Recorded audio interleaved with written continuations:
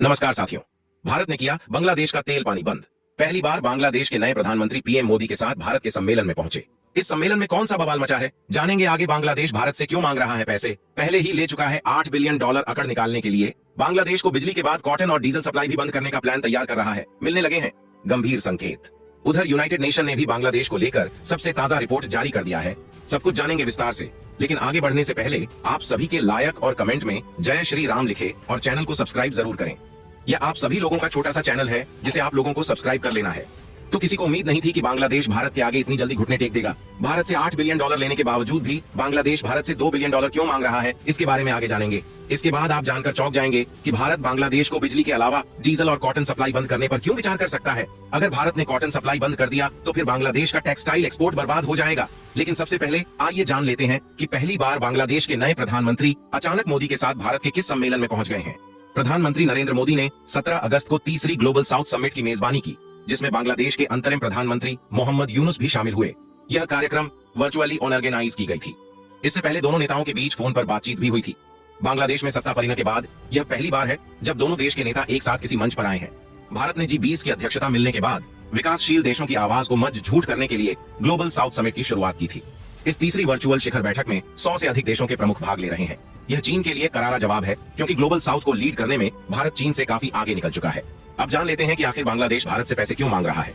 देखिए, भारत ने अभी बांग्लादेश का कमर तोड़ना शुरू किया ही था, तब तक ऐसी जानकारी सामने आ रही है जिससे पता चलता है कि बांग्लादेश पहले ही दिन से भारत के आगे घुटने टेक चुका है। भारत ने बांग्लादेश को विभिन्न विकास परियोजनाओं के लिए $4 से $5 बिलियन का क्रेडिट और ग्रांट्स दिए हैं। लेकिन अब जब प्रधानमंत्री शेख हसीना की सरकार गिर गई है तो भारत को चिंता है कि नई सरकार इन परियोजनाओं की जिम्मेदारी लेगी या नहीं। लेकिन इससे भी ज्यादा बांग्लादेश को चिंता है कि पता नहीं आगे भारत उसे पैसे देगा कि नहीं। अगर यह परियोजनाएं रद्द कर दी जाती हैं तो भारत को भारी आर्थिक नुकसान हो सकता है और बांग्लादेश भी आर्थिक रूप से तबाह हो जाएगा। इसी कारण बांग्लादेश के नए पीएम जल्दी मोदी को फोन करके हिंदुओं की सुरक्षा की गारंटी लिए हैं और अब पीएम मोदी के साथ सम्मेलन में भाग लेने भी पहुंच गए। यह दर्शाता है कि वह भारत के वफादार बनकर रहेंगे। पिछले वर्षों में भारत ने बांग्लादेश को 3 लोन ऑन ऑफ क्रेडिट यानी LOC दिए हैं, जिनकी टोटल वैल्यू $8 बिलियन है। इसके अलावा भारत ने उसे कई बुनियादी ढांचा परियोजनाओं के लिए अतिरिक्त ग्रांट्स भी दिए हैं। इनमें सड़क, रेलवे, सिंचाई, शिपिंग और पोर्ट्स शामिल हैं। या भारत बांग्लादेश के रग रग में घुसा हुआ है। भारत के सहयोग के बिना बांग्लादेश अपनी तरक्की की कल्पना भी नहीं कर सकता है। लेकिन बांग्लादेश में विपक्षी पार्टियों ने इन परियोजनाओं और लाइन ऑफ क्रेडिट पर भ्रष्टाचार के आरोप भी लगाए हैं, जैसे फंड दुरुपयोग, रिश्वत, फर्जी बिलिंग और जानबूझकर देरी। लेकिन इन सब के बावजूद भारत ने शेख हसीना को अपने देश में शरण दी है और उधर बांग्लादेश की नई सरकार से भी बातचीत कर रहा है। ये सब विदेश मंत्री जयशंकर की कूटनीति का कमाल है। अगर बांग्लादेश की नई सरकार हसीना पर हत्या के आरोप में मुकदमा चलाना चाहती है और उनकी प्रत्यर्पण यानी एक्ट्रान की मांग करती है तो भारत की के लिए स्थिति मुश्किल हो सकती है। लेकिन एक हसीना के कारण बांग्लादेश की नई सरकार भारत के साथ रिश्ते बिगाड़ना नहीं चाहेगी, क्योंकि अगर भारत के साथ रिश्ते खराब हुए तो इसका सबसे बड़ा खामियाजा बांग्लादेश को ही भुगतना पड़ेगा। लेकिन अब सबसे चौंकाने वाली बात जान लीजिए, डीजल पेट्रोल के लिए भी बांग्लादेश काफी हद तक भारत पर ही निर्भर है। और आप जानकर चौंक जाएंगे कि बांग्लादेश के पास तेल आपूर्ति करने वाली भारतीय कंपनियों के भुगतान करने बाकी हैं और उसके पास पैसे भी नहीं हैं। बांग्लादेश अपने विदेशी तेल सप्लायर्स, जिनमें भारत भी शामिल है, उनको भुगतान करने में संघर्ष कर रहा है, क्योंकि वहाँ विदेशी मुद्रा संकट है। उसके पास मात्र $20 बिलियन के आसपास विदेशी मुद्रा भंडार बचे हुए हैं। माना जा रहा है कि अगर बांग्लादेश ने भारत को तेल के पैसे नहीं दिए तो फिर इसका तेल बंद होगा और इस तरह से बांग्लादेश में एक और नई मुसीबत खड़ी हो जाएगी। मतलब इस मामले में भी बांग्लादेश मालदीव की तरह पूरी तरह भारत के सामने सरेंडर कर देगा। लेकिन सबसे दिलचस्प बात यह है कि बांग्लादेश ने इस साल की शुरुआत में भारत से $2 बिलियन की मदद मांगी थी ताकि वह तेल के बकाया भुगतान कर सके। लेकिन यह डील कभी फाइनल नहीं हो पाई। अब माना जा रहा है कि बांग्लादेश की नई सरकार भारत से पैसे के लिए रिक्वेस्ट करने वाली है। $2 बिलियन वाले रिक्वेस्ट डील को फिर से इनिशिएट किया जा सकता है, क्योंकि बिना भारत से पैसे लिए इस देश का गुजारा होना मुश्किल है।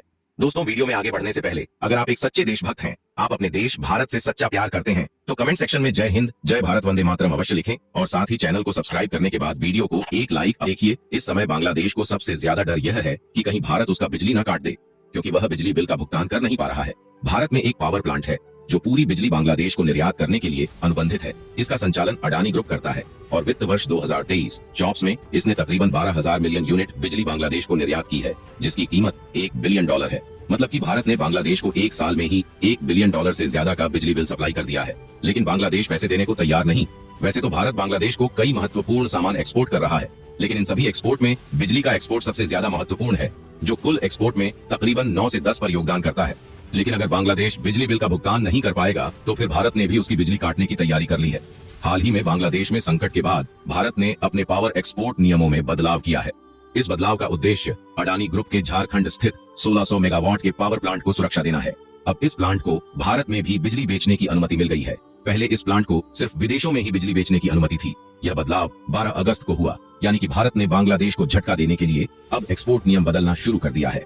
अडानी पावर का झारखंड के गोड्डा जिले में स्थित प्लांट, जो 100 इंपोर्टेड कोयले से बिजली उत्पन्न करता है, इसमें ज्यादातर कोयला ऑस्ट्रेलिया से इंपोर्ट किया जा है और बांग्लादेश को अपनी पूरी बिजली निर्यात करता है।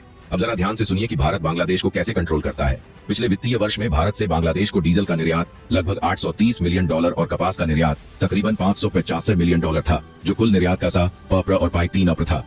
इस तरह से बांग्लादेश पूरी तरह से भारत के कंट्रोल में है। बता दें कि अडानी का गोड्डा पावर प्लांट 2 साल पहले शुरू हुआ और जून 2023 में पूरी तरह से ऑपरेशनल हुआ और 1 साल में ही बांग्लादेश को $1 बिलियन से ज्यादा का बिजली एक्सपोर्ट कर चुका है। उधर संयुक्त राष्ट्र ने 16 अगस्त को बताया कि बांग्लादेश में छात्रों के विरोध प्रदर्शन के दौरान सुरक्षा बलों ने जरूरत से ज्यादा बल प्रयोग किया, जिससे स्थिति और बिगड़ गई। विरोध प्रदर्शन हिंसक हो गए और प्रदर्शनकारियों ने ढाका की सड़कों पर कब्जा कर लिया। संयुक्त राष्ट्र की मानवाधिकार कार्यालय ने इस हिंसा पर एक प्रारंभिक रिपोर्ट जारी की है। यूएन ने बताया कि शेख हसीना के अपदस्थ होने से पहले कई हफ्तों तक चले विरोध प्रदर्शनों में 450 से ज्यादा लोग मारे गए थे।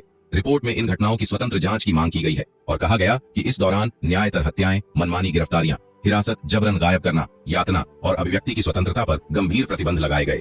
लेकिन सबसे हैरान करने वाली बात यह है, यूनाइटेड नेशन को बांग्लादेश में हिंदुओं पर हो रही अत्याचार नहीं दिखे।